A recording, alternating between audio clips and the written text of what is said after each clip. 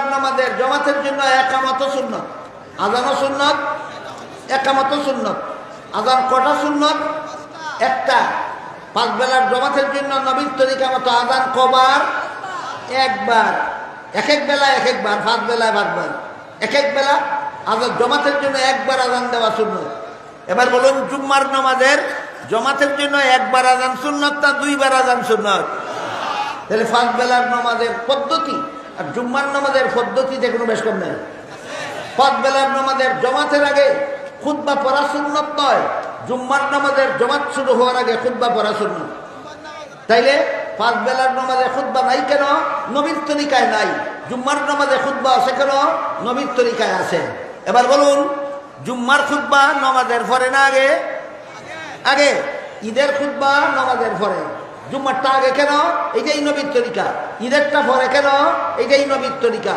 নবীর তরিকার বিরুদ্ধে যুক্তি দেওয়া, চাপাবাজি করা আহলে সুন্নতের কাজ নয়, আহলে বিদাতের কাজ।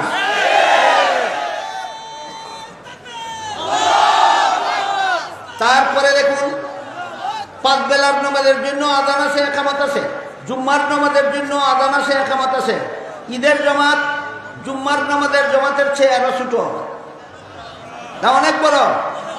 ছোট জমাতের শৃঙ্খলার জন্য, ছোট জমাতের শৃঙ্খলা রক্ষার জন্য যদি আজান একামত সুবিধাজনক হয়, তাহলে ঈদের বিশাল জমাতের সুবিধার জন্য কি মন গড়া যুক্তি মতো আজান একামতের আরো বেশি দরকার ছিল না? মন গড়া যুক্তি বলে 5 বেলার জমাতের সুবিধার জন্য যদি আজান একামত দেওয়া বা দিলে সুবিধা হয়, মন গড়া যুক্তি বলে জুমার নামাজের জমাত পাওয়ার সুবিধার জন্য যদি আজান একামত দেওয়া যেতে পারে, ঈদের নামাজের বিশাল জমাতের সর্বলোকে জমাত পাওয়ার সুবিধার জন্য তো আজান একামতের আরো বেশি দরকার। মন গড়া যুক্তি কয় নবীর তরিকায় নাই। এখন যদি কেউ বলে 5 বেলার নামাজের জমাতের জন্য আজান দিলাম, একামত দিলাম, ঈদের নামাজের জমাতের জন্য আজান দিলাম, একামত দিলাম, জানাজার জুম্মার নামাজের জমাতের জন্য আজান দিলাম, একামত দিলাম, ঈদের নামাজে আজান দিলাম, একামত দিলাম, দোষ কি? ওই আহলে বিদাতের দলিল একটাই, দোষ কি? আহলে বিদাতের দলিল একটাই, কি দোষ কি? আহলে সুন্নতের জবাব হয় একটাই, দোষ একটাই বিদাত। দোষ কি? প্রশ্নের জবাব একটাই, কি? ওই দোষ একটাই বিদাত। এরপরে দেখুন, ঈদের নামাজে রুকু আছে, সেজদা আছে, ঈদের নামাজে কোরআন তেলাওয়াত আছে, জানাজার নামাজে আজান নাই, একামত নাই, রুকুও নাই, সেজদাও নাই, কোরআন তেলাওয়াত নাই। এখন যদি কেউ বলে অন্য নামাজে আজান দিলাম, জানাজার নামাজে আজান দিলে দোষ কি? অন্য নামাজে একামত দিলাম, জানাজার নামাজে একামত দিলে দোষ কি? অন্য নামাজে কোরআন তেলাওয়াত করলাম, জানাজার নামাজে কোরআন তেলাওয়াত করলে দোষ কি? অন্য নামাজে রুকু সেজদা করলাম, জানাজার নামাজে রুকু সেজদা করলাম, দোষ কি? এই দোষ কি প্রশ্নটা হইল আহলে বিদাতের। আহলে সুন্নতের জবাব হইল দোষ একটাই বিদাত।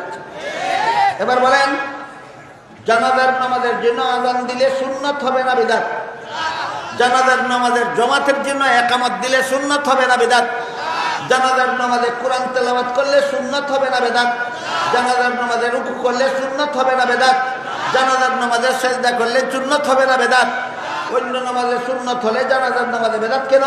একটাই কারণ, অন্য নামাজে নবীর তরিকায় আছে, জানাজার নামাজে নবীর তরিকায় নাই। এইভাবে যারা বেদাত মন গড়া যুক্তি দিয়া ধর্ম পালন করে, হাদিস শরীফে আল্লাহ রাসূল বলেছেন এই রকম ধর্ম পালনের নাম ওই বেদাত। এটা বুঝলে ওই হাউজে কাউসারের শেষ ঘটনা বোঝা সহজ হবে। আপনারা ভাববেন না আমি হারিয়ে গেছি, আমি কোথায় ছিলাম, কোথায় এসেছি, আবার কোথায় যেতে হবে আমার খবর আছে।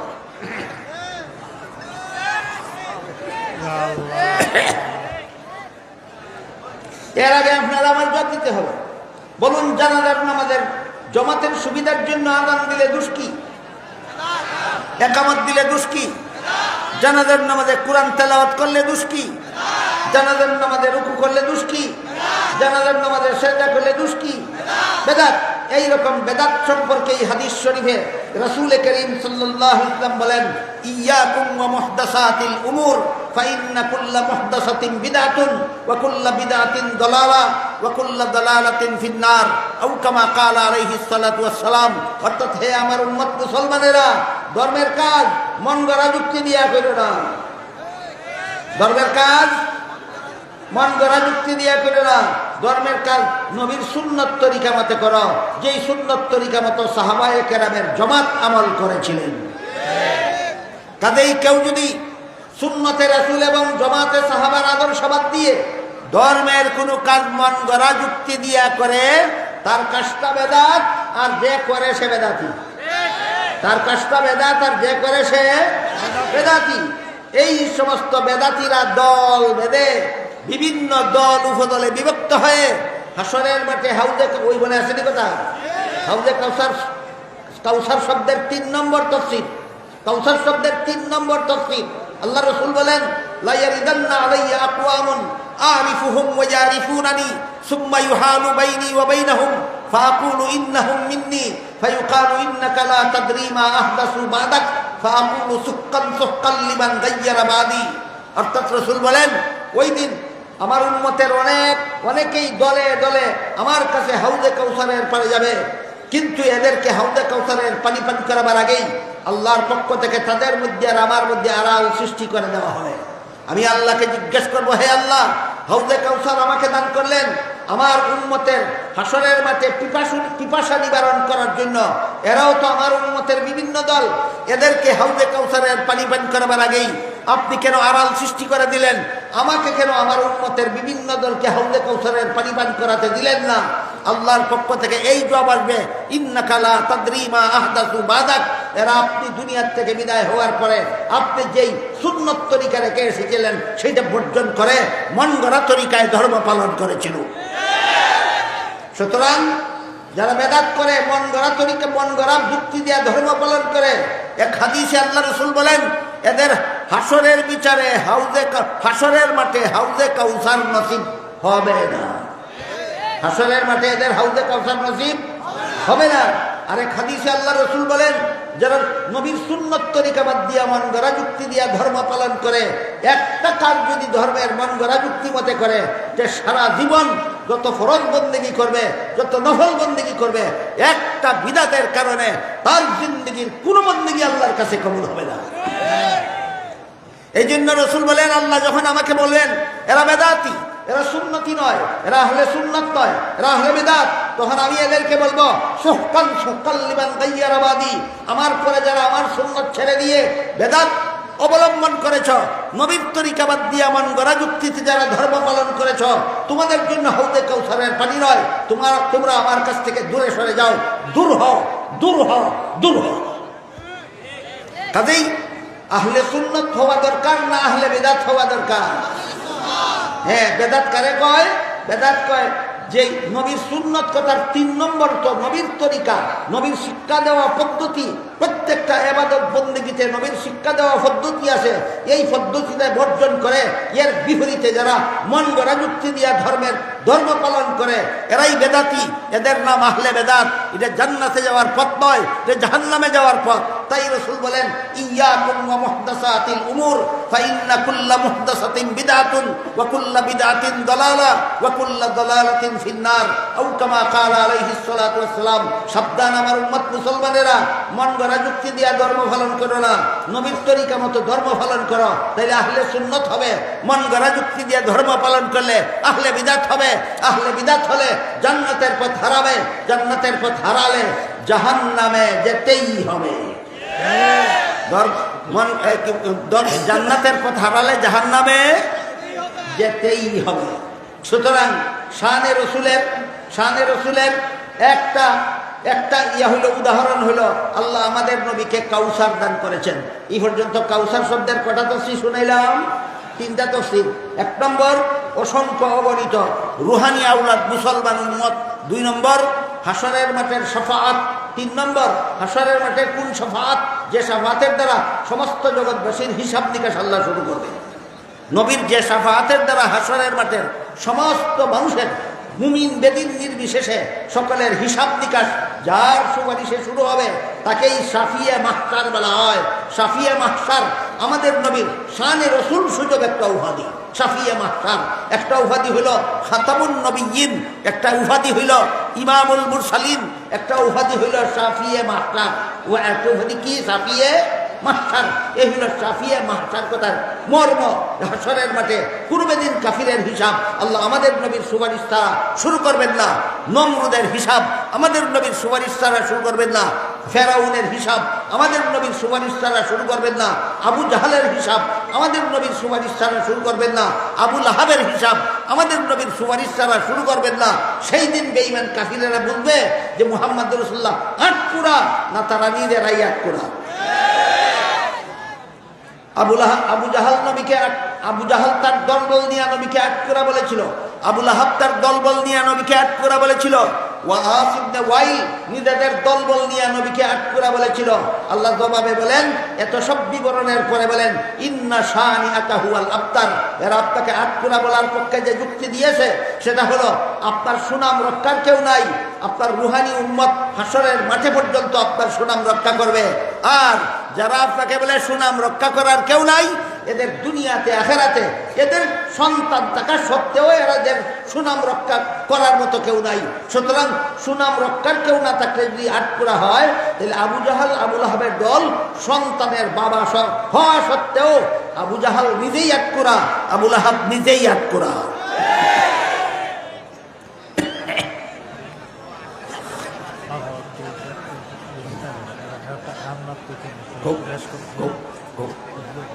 আমরা আহলে সুন্নাত উলামা পরিষদের সভাপতি হিসাব কইতেছেন যে আমি চাটা একটু স্বস্তিরে খাইতাম, যাতে এই মকামে মাহমুদ নবীর জন্য মকামে মাহমুদের দোয়া করা উম্মতের জন্য সুন্নাত করা হয়েছে। এক হাদিসে রাসূল করিম সাল্লাল্লাহু আলাইহি ওয়াসাল্লাম বলেছেন, আমার যে উম্মতে আযানের জবাব দিবে আর আযানের পরে দুয়ার মধ্যে আমার জন্য মকামে মাহমুদের কথা বলবে, সে হাসরের বিচারে আমার সুপারিশ লাভ করবে। বলুন, আযানের দুয়ার ফজিলত আছে কিনা? যে ব্যক্তি আযানের জবাব দিবে, আযানের পরে দুয়ার মধ্যে আমার জন্য মকামে মাহমুদের কথা বলবে। মুফাসসিরিনে কেরাম লিখেছেন আযানের জবাব দুই প্রকার। একটা হলো মুখে মুখে জবাব, আর একটা হলো কাজে কর্মে জবাব। বলুন, আযানের জবাব কত প্রকার? মুখে মুখে জবাব, কাজে কর্মে জবাব। আযানের মুখে মুখে জবাব হলো মুয়াজ্জিন যখন আল্লাহু আকবার বলে, আমরা যারা শুনি আমরাও তাই বলবো। মুয়াজ্জিন যখন আশহাদু আল্লা ইলাহা ইল্লাল্লাহ বলে, আমরা যারা শুনি আমরাও তাই বলবো। মুয়াজ্জিন যখন আশহাদু আন্না মুহাম্মাদুর রাসূলুল্লাহ বলে, আমরাও তাই বলবো। কিন্তু মুয়াজ্জিন যখন হাইয়া আলাস সালাহ এবং হাইয়া আলাল ফালাহ বলে, তখন আমরা লা হাওলা ওয়ালা কুওয়াতা ইল্লা বিল্লাহ বলবো। আর মুয়াজ্জিন যখন আস-সালাতু খায়রুম মিনান নাওম বলে, তখন আমরা সাদাক্তা ওয়া বারাক্তা বলবো। এটা হলো আযানের জবাব মুখে মুখে। এটা হলো আযানের জবাব মুখে মুখে। এই জবাব দেওয়া সুন্নত, না দিতে পারলে গুনাহ হবে না। বলেন, আযানের মৌখিক জবাব বাধ্যতামূলক না ঐচ্ছিক? ঐচ্ছিক। আরেকটা হলো আযানের জবাব কাজে কর্মে। আযানের জবাব কাজে কর্মে কিভাবে? মুয়াজ্জিন দুইটা কথা বলে। একটা বলে হাইয়া আলাস সালাহ, নামাজে আসো। আরেকটা বলে হাইয়া আলাল ফালাহ, সাফল্যের পথে আসো। তখন যদি মুয়াজ্জিনের আযান শুনেও কেউ নামাজ পড়তে যায় না, আছে কি বাংলাদেশে এমন মুসলমান? আযান শুনে নামাজ পড়ে না, আযান শুনে নামাজ পড়ে না, আছে কি? এরা আযানের কাজে কর্মে জবাব দেয় না। আযানের মৌখিক জবাব দেওয়া ঐচ্ছিক, আর আযানের কাজে কর্মে জবাব দেওয়া বাধ্যতামূলক। আযানের জবাব কাজে কর্মে না দিলে গুনাহগার হতে হয়। আযানের জবাব কাজে কর্মে না দিলে কি হতে হয়? গুনাহগার হতে হয়। আল্লামা মুফতি শফি রহমাতুল্লাহি আলাইহি তাফসীরে মাআরিফুল কোরআনে লেখেন, নামাজে আসো, সাফল্যের পথে আসো, এই কথাগুলি মুয়াজ্জিনের নয়, আল্লাহ। মুয়াজ্জিনের মুখ দিয়ে আল্লাহ উচ্চারণ করেন। তিনি উদাহরণ দিয়ে বলছেন, যেমন ভাবে মাইকের মাউথপিসের সামনে কথা বলে বক্তা, আওয়াজ মাইকের হরন দিয়া বের হয়। বলেন হরনে কথা বলে না হরন দিয়া কথা বের হয়? কথা হরনের না বক্তা? ঠিক তেমনি ভাবে হাইয়া আলাল সালাহ হাইয়া আলাল ফালাহ মুয়াজ্জিনের কথা নয়, আল্লাহর কথা মুয়াজ্জিনের মুখ দিয়া মাইকের হরনের মতো বের হয়। কাজেই যে আযান শুনল নামাজে গেল না, সে আল্লাহর ডাকে সাড়া দিল না। এখন বুঝে আসবে হাদিসের অর্থ। হাদিসে আল্লাহ রাসূল বলেন, যেই ব্যক্তি আযানের জবাব দিবে মানে আযান শুনবে, নামাজে যাবে না। আযানের জবাব দিবে মানে আযান শুনবে, নামাজে যাবে না। নামাজে যাবে। হাদিসের মর্ম দাঁড়াইল যে আযান শুনে নামাজে যাবে, আর আযানের পরে দুয়ার মধ্যে আমার জন্য মকামে মাহমুদের দোয়া করবে, কাল হাসরের মাঠে সেই উম্মতের জন্য আমার সুপারিশ রাসূল হবে। এই মকামে মাহমুদ হলো আমাদের নবীর 4 নম্বর আলাদা মর্যাদা। মকামে মাহমুদে গিয়ে আল্লাহর রাসূল সুপারিশের অনুমতি চাওয়ার জন্য আগে একটা উসিলা অবলম্বন করবেন, আল্লাহকে সেজদা করবেন। কি করবেন? সেজদার উসিলা দিয়ে আল্লাহর কাছে অনুমতি প্রার্থনা করবেন। সেই মকামে মাহমুদে গিয়ে আল্লাহ রাসূল সেজদায় গিয়া আল্লাহর এত প্রশংসা করবেন, এত প্রশংসা করবেন, এত গম্ভীর ভাষায় আল্লাহর প্রশংসা করবেন। সারা মখলুকাতের সারা জিন্দেগির বন্দেগি যদি এক পাল্লায় তোলা হয়, আর নবীর সেই দিনের একটি সেজদা যদি এক পাল্লায় তোলা হয়, সমস্ত মখলুকাতের সারা জিন্দেগির বন্দেগির পাল্লা হালকা হয়ে নবীর সেই দিনের একটি সেজদার পাল্লা ভারী হয়ে যাবে। চিন্তা করে দেখতে পারেন, একটি সেজদার মধ্যে নবী আল্লাহর কি পরিমাণ প্রশংসা করবেন। এই জন্য ওনার নাম আল্লাহর পক্ষ থেকে রাখা হয়েছে মুহাম্মদ। ওনার নাম রাখা হয়েছে মুহাম্মদ। জমিনে ইনি মুহাম্মদ নামে বেশি পরিচিত, আকাশ জগতে তিনি আহমদ নামে বেশি পরিচিত। আহমদ শব্দের অর্থ হলো অত্যন্ত প্রশংসাকারী, আর মুহাম্মদ শব্দের অর্থ হলো অত্যন্ত প্রশংসিত। আমাদের নবীর প্রশংসা সৃষ্টির শ্রেষ্ঠ, এই জন্য মুহাম্মদ নাম করা হয়েছে। আর আমাদের নবী আল্লাহর যে পরিমাণ প্রশংসা করবেন মকামে মাহমুদে গিয়া, এই পরিমাণ প্রশংসা সমস্ত জগৎবাসী সম্মিলিতভাবে করতে পারে না। এই জন্য তিনি আহমদ নামে আসমান জগতে বেশি প্রসিদ্ধ। আমাদের নবীর 2টা নাম আছে, 2 জগতে প্রসিদ্ধ। আসমান জগতে আহমদ নাম প্রসিদ্ধ, দুনিয়ার জগতে মুহাম্মদ নাম প্রসিদ্ধ। আহমদ অর্থ অত্যন্ত প্রশংসাকারী। এই নামে আমাদের নবী আসমান জগতে বেশি প্রসিদ্ধ। কেন? কারণ আমাদের নবী আল্লাহ পাক রব্বুল আলামিনের যত প্রশংসা একা করবেন, এত প্রশংসা সমস্ত জগৎবাসী মিলেও করতে পারবে না। আর দুনিয়ার জমিনে তিনি মুহাম্মদ নামে বেশি প্রসিদ্ধ। কেন? দুনিয়াতে আমাদের নবীর যত প্রশংসা, উম্মতের মাধ্যমে আমাদের নবীর যত প্রশংসা আলোচিত হবে, সমস্ত জগৎবাসীরও এই পরিমাণ প্রশংসা আলোচিত হবে না। তাই রাসূল করিম সাল্লাল্লাহু আলাইহি ওয়াসাল্লাম মকামে মাহমুদে গিয়ে যখন আল্লাহর এই রকম প্রশংসা শুরু করবেন, তখন আল্লাহ পাক রব্বুল আলামিন বলবেন, ইয়া মুহাম্মদ ইরফা রাসাকা সাল তুতা ওয়াশফা তুশাফা। হে মুহাম্মদ সাল্লাল্লাহু আলাইহি ওয়াসাল্লাম, আপনি কেন এত কান্নাকাটি করতেছেন? কেন আপনি এত আহাজারি করতেছেন? কেন আপনি এত অনুনয় বিনয় করতেছেন? কেন আপনি এত কাকুতি মিনতি করতেছেন? মাথা মুবারক উঠান, বলুন কি বলতে চান, আমি আপনার কথা শুনব। সুপারিশ করতে চান, করুন, আমি সুপারিশ কবুল করব। তখন নবী মকামে মাহমুদের সেজদার থেকে মাথা মুবারক উঠাবেন, উঠিয়ে বলবেন, আল্লাহ, তোমার এই সমস্ত বান্দারা হাসরের মাঠে দাঁড়িয়ে থাকতে থাকতে থাকতে থাকতে কতদিন দাঁড়াতে হবে? আল্লাহ কোরআনে বলেন, ইয়াউমান কানা মিকদারুহু 50,000 সানা। দুনিয়ার বৎসরের হিসাবে 50,000 বৎসর হাসরের মাঠে মানুষেরা দাঁড়িয়ে থাকতে হবে, হিসাব শুরুই হবে না। কতদিন দাঁড়িয়ে থাকতে হবে? 50,000 বৎসর। হাদিস শরীফে উল্লেখ আছে হাসরের মাঠে মানুষের তিন দল মানুষের দাঁড়াবার অবস্থা হবে তিন রকম। তিন দল মানুষের দাঁড়াবার অবস্থা হবে তিন রকম। একদল মানুষ পায়ের উপর স্বাভাবিকভাবে দাঁড়াবে, মাথা উপর দিকেই থাকবে দুনিয়ার মতো। আরেক দল মানুষ পা উপর দিকে থাকবে, মাথা নিচের দিকে দিয়ে চেহারার উপর দাঁড়াবে। সাহাবায়ে কেরাম জিজ্ঞেস করেন, ওগো আল্লাহ রসুল, যারা চেহারার উপর দাঁড়াবে তারা চেহারা দিয়ে হাঁটবে কিভাবে? রাসূল বলেন, যে আল্লাহ দুনিয়াতে মানুষকে পায়ের দ্বারা হাঁটাতে পারেন সেই আল্লাহ হাসরের মাঠে একদল মানুষকে চেহারার দ্বারা হাঁটাতে পারেন।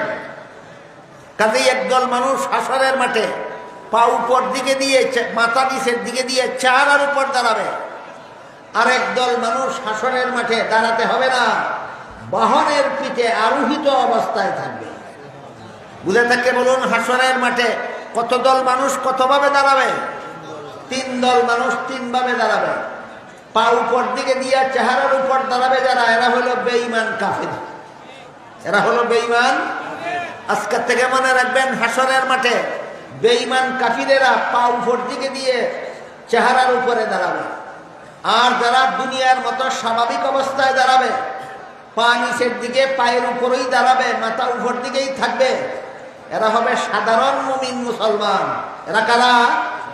সাধারণ মুমিন মুসলমান। আর যারা হাসরের মাঠে দাঁড়াতেই হবে না, বাহনের পিঠে আরোহিত অবস্থায় হাসরের মাঠে অবস্থান করবেন, তারা হলেন বিশেষ মুসলমান, যাদেরকে কুরআন হাদিসের ভাষায় ওলি আউলিয়া বলা হয়। এবার বলেন, হাসরের মাঠে ওলি আউলিয়া দাঁড়াবেন কিভাবে? বাহনের পিঠে আরোহিত অবস্থায়। সাধারণ মুসলমান দাঁড়াবে কিভাবে? দুনিয়ার স্বাভাবিক অবস্থায়। বেঈমান কাফিরেরা দাঁড়াবে কিভাবে? পা উপর দিকে দিয়ে চেহারা, মাথা নিচের দিকে দিয়ে চেহারার উপর দাঁড়াবে। এই তিন অবস্থায় দাঁড়াবে হাসরের মাঠের মানুষ। সবচেয়ে বেশি কষ্ট হবে তাদের যারা চেহারার উপরে দাঁড়াবে। তারপরে দ্বিতীয় পর্যায়ে কষ্ট হবে যারা পায়ের উপরে দাঁড়াবে। আর যারা বাহনের পিঠে আরোহিত অবস্থায় দাঁড়াবে, এদের কোনো কষ্টই হবে না।